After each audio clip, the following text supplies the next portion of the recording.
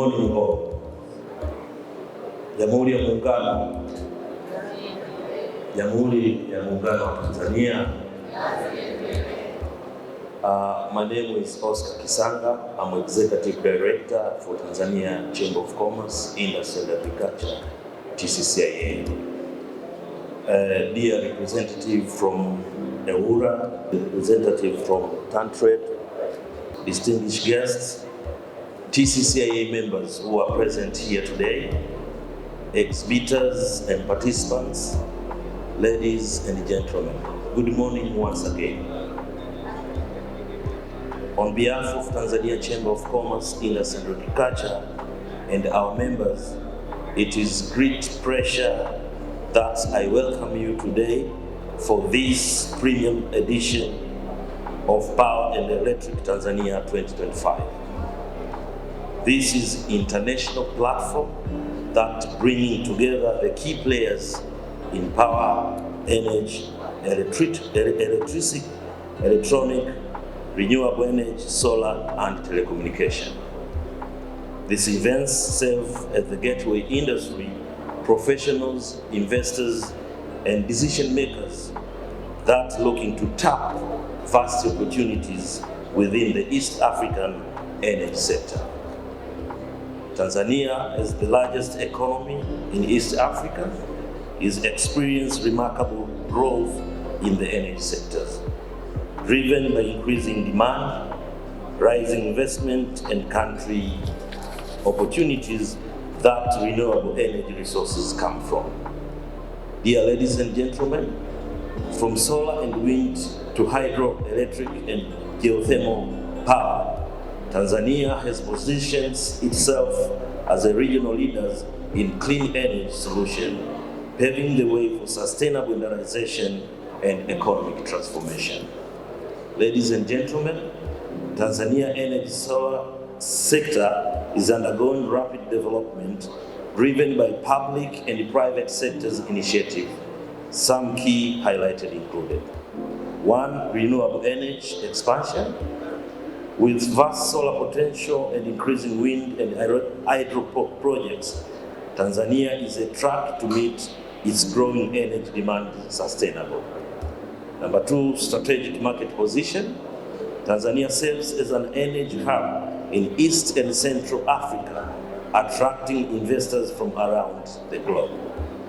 Number 3, rising demand for electrics and infrastructure. The electronic market in Tanzania is projected to reach about $161.6 million in market of 2025, reflecting a huge in technology adoption and infrastructure upgrades.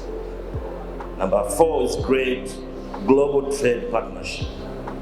Countries such as China, India, Zambia, and Turkey remain key exporters of wires and cables to Tanzania, supporting the country industrial growth. And from this case, we appreciate these countries for making us to grow in industrial by providing wires and cables to our industries. Ladies and gentlemen, recently Tanzania has the honor of hosting the African Energy Summit 2025, which has been happening in 2027 and 2028, January 2025, a landmark event under the mission of 300 initiative, focus and reshaping African energy landscape. This summit brought together African heads of state, global financiers and investors, development organizations including the African Union, African Development Bank, World Bank, and the Rockefeller Foundation, whose presence underscored the continental commitment.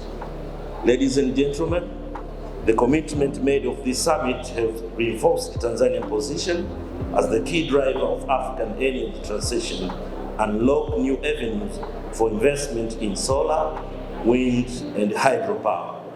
This exhibition, Power and Electric Tanzania 2025, builds on this momentum, providing a platform for business and investors to capitalize on emerging opportunities.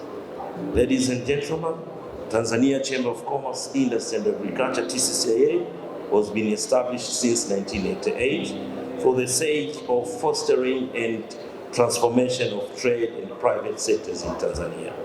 We remain committed to foster an enabling environment of business, advocacy for the policy improvements, investment facilitations, and capacity building initiatives. As you know, we have an office in all 26 regions in Tanzania mainland, but again, we have a wing of 121 offices from the district's levels. So if you are coming to Tanzania Chamber of Commerce, we have got a huge network in the level of the region, the level of the district, together with the level of the national. We are working together with our government, and we thank our President, Honorable Dr. Samia Suluhu Hassan, for opening up the business environment in Tanzania.